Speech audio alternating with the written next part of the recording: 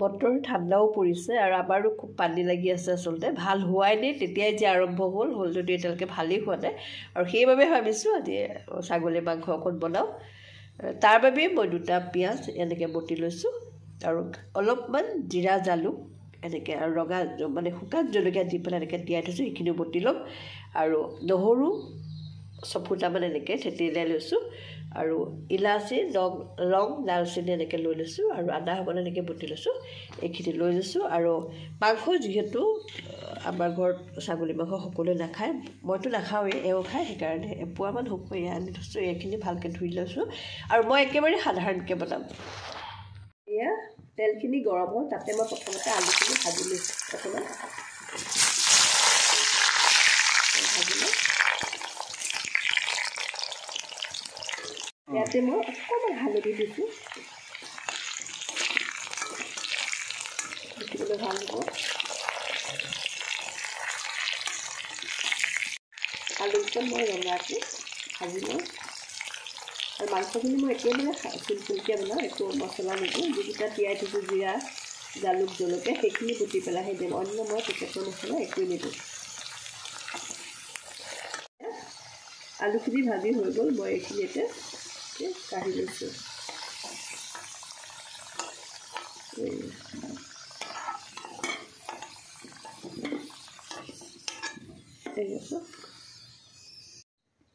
তেলখিনিতে অকণমান দালচেনি কেইটামান ইলাচি আৰু লং দিলোঁ তাৰপাছতে মই পিহি লোৱা পিঁয়াজখিনি দি দিছোঁ প্ৰথমতে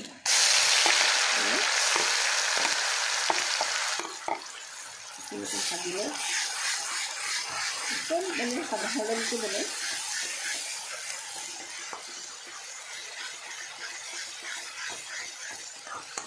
পিঁয়াজখিনি অকণ ভাজি লওঁ তাৰপিছতে মই বনাই থোৱা জিৰা জালুক জলকীয়া পেষ্টটো দিওঁ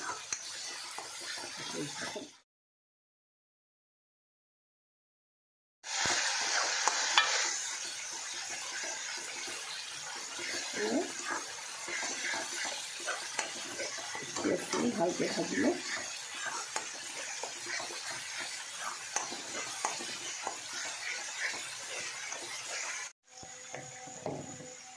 ইয়াতে মই অকণমান চেনি দি দিছোঁ এইখিনিৰ লগতে পিঁয়াজৰ লগতে এনেকৈ ভাজি লৈছোঁ চেনি দিলে আচলতে কালাৰটো ভাল হয়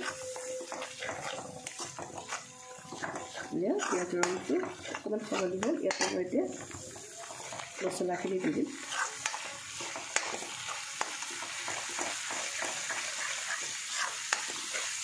এয়া মই এতিয়া জিৰা জালুক জলকীয়া বস্তু দিলোঁ এইখিনি এতিয়া ভালকৈ ভাজি লওঁ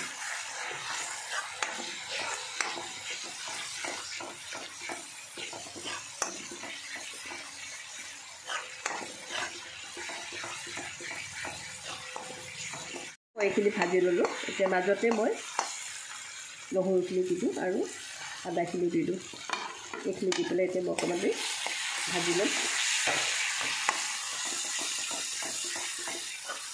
কেঁচা গোন্ধটো গ'লে ভাল লাগিব নহৰু কেঁচা গোন্ধটো যোৱালৈকে আচলতে ভাজি থাকিম নহৰু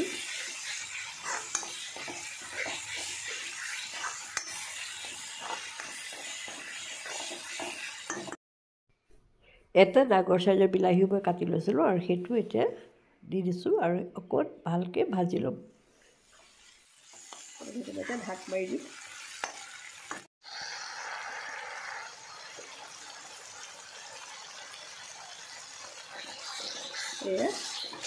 এয়া হৈ গ'ল এতিয়া মই মাংসখিনি ধুই থোৱা মাংসখিনি দি দিছোঁ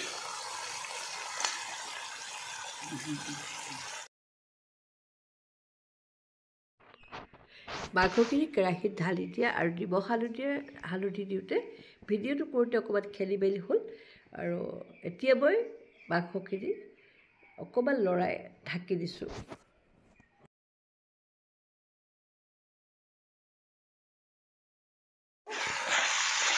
আপোনালোকে ভজাৰ ওপৰতে কথা অলপ দেৰি ভালকৈ ভাজিলে মাংসখিনি খাবলৈ ভাল হয় আৰু একেবাৰে অলপ দেৰি পাছত মই ইয়াতে অকণমান ফেটি লোৱা 2 চামুচমান দি দিম আৰু এতিয়া আকৌ ঢাকি দিম এয়া ইয়াতে মই এতিয়া দি লোৱা 2 চামুচ দৈ দি দিছোঁ এইখিনি মই এতিয়া ভালকৈ মিলাই দিম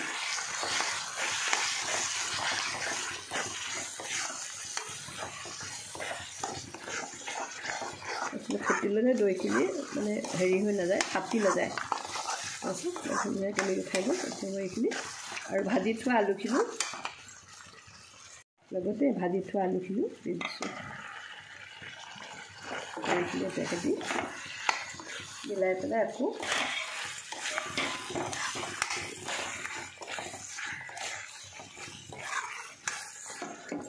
ঢাকি দিওঁ।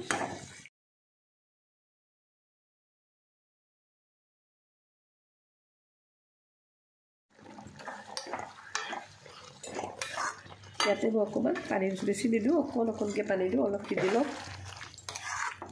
এতিয়া আকৌ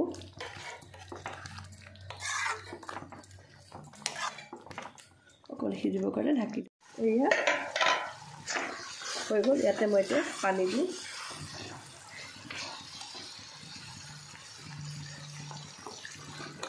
প্ৰায় সিজিছে, বেছি পানী দিলোঁ হৈ যাব। এতিয়া অকণমান কুকাৰটো দি দিওঁ। এয়া অকণমান উতলি লওঁ। তাৰপিছত মই লাষ্টত এটামান হুইচেল দিয়াই পেলাই, এটা দুটা হুইচেল দি আৰু অফ কৰি দিম। এতিয়া মই গেছতে থওঁ। মোৰ ছাগলী মাংস বনাই হৈ গ'ল। এয়া একদম সহজকৈ বনাইছোঁ, একো মানে মছলা দিয়া নাই, মানে পেকেটৰ মছলা দিয়া নাই দেই, একদম মানে বনাই লোৱা মছলা দিছোঁ। এয়া